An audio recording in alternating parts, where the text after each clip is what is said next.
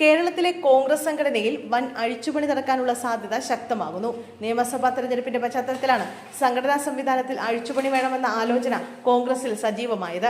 KPCC അധ്യക്ഷനായി Pathanamthitta MP Anto ആന്റണിയെ നിയോഗിക്കാനുള്ള ആലോചനകൾ ഡൽഹി കേന്ദ്രീകരിച്ച് നടക്കുന്നുവെന്നാണ് റിപ്പോർട്ടുകൾ.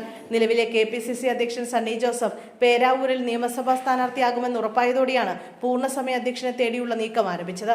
ഈ സാഹചര്യത്തിലാണ് ആന്റോ ആന്റണിയുടെ പേര് വീണ്ടും അധ്യക്ഷ സ്ഥാനത്തേക്ക് ഉയർന്നു കേൾക്കുന്നത്.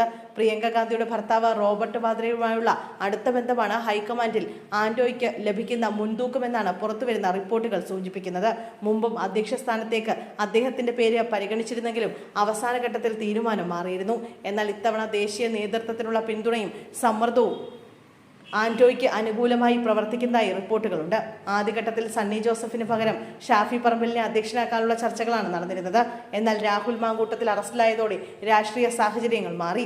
ഷാഫി അധ്യക്ഷനാക്കുന്നത് ന്യൂനപക്ഷ പ്രീണനമായി ഇടതുപക്ഷം ചിത്രീകരിക്കുമെന്ന ആശങ്ക ഹൈക്കമാൻഡിനുണ്ടായി. ഇതോടെ ആ സാധ്യത പിന്നിലായി. ഷാഫിയും മാങ്കൂട്ടത്തിലുമായുള്ള അടുത്ത ബന്ധവും അദ്ദേഹത്തിന് തിരിച്ചടിയായെന്നാണ് സൂചന. ക്രൈസ്തവ വോട്ടുകളും സാമുദായിക സമവാക്യങ്ങളും ഈ തീരുമാനത്തിൽ നിർണായകമാണെന്നാണ് വിലയിരുത്തൽ. കേരള കോൺഗ്രസിനെ UDF-ലേക്ക് കൊണ്ടുവരാനുള്ള ശ്രമങ്ങൾ പരാജയപ്പെട്ട സാഹചര്യത്തിൽ മധ്യ കേരളത്തിലെ ക്രൈസ്തവ വോട്ടുകൾ കോൺഗ്രസിനൊപ്പം ഉറപ്പിക്കാൻ ആന്റോ ആന്റണി മുന്നോട്ട് നിർത്തുകയാണ് പാർട്ടിയുടെ കണക്കുകൂട്ടൽ.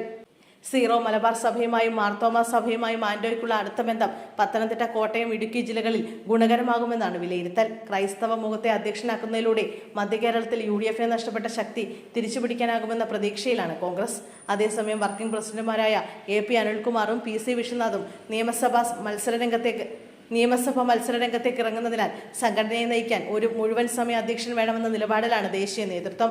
രാഷ്ട്രീയ സാഹചര്യങ്ങളും സാമുദായിക പിന്തുണയും ഒത്തുചേരുന്ന പക്ഷം ആന്റോ ആന്റണി KPCCയുടെ തലപ്പത്തെത്താനുള്ള സാധ്യത ഏറെക്കുറെ ഉറപ്പാണെന്നാണ് സൂചന.